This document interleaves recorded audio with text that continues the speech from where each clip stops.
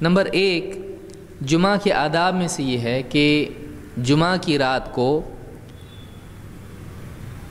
تہجد کے لیے یا جمعہ کے دن کو روزے کے لیے خاص کرنا جائز نہیں ہے۔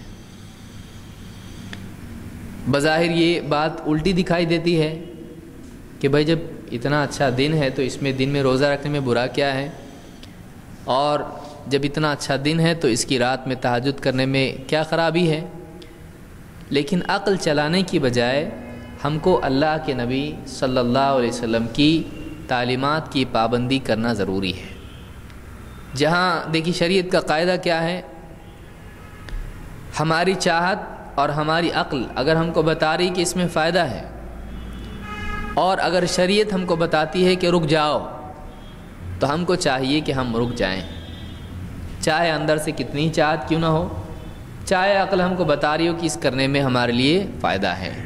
یہی دین ہے، اس لیے کہ اللہ جانتا ہے، ہم نہیں جانتے ہیں۔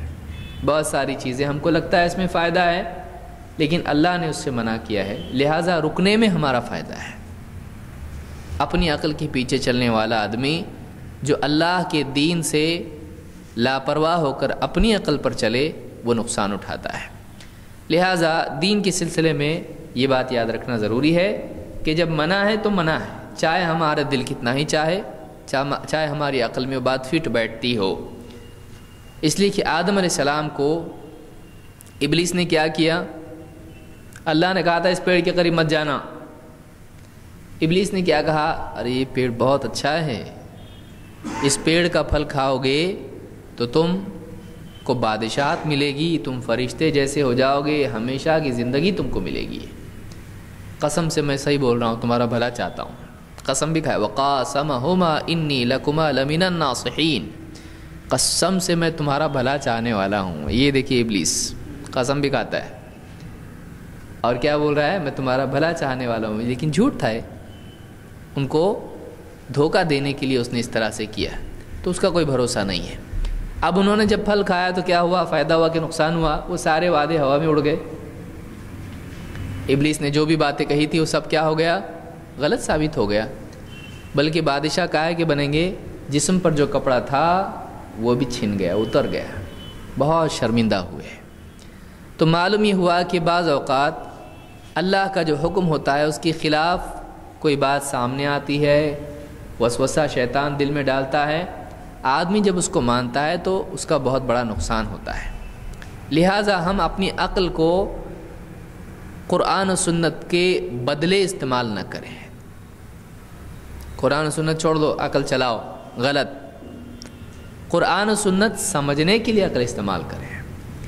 تو یہاں پر اللہ کے نبی صلی اللہ علیہ وسلم نے جمعہ کے دن کے بارے میں کیا کہا، لا تختصوا لیلۃ الجمعۃ بقیام من بین اللیالی، جمعہ کی رات کو دوسری راتوں کے مقابلے میں عبادت کے لیے، قیام کے لیے خاص مت کرو۔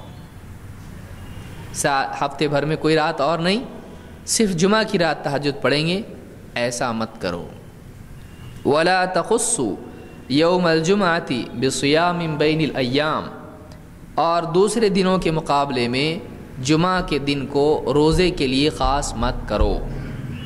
الا ان یکون فی صوم یصومہ احدکم، ہاں یہ کہ آدمی کوئی روزہ پہلے سے رکھتا ہو، اس کا معمول ہو، تو ایسا روزہ آدمی رکھ سکتا ہے۔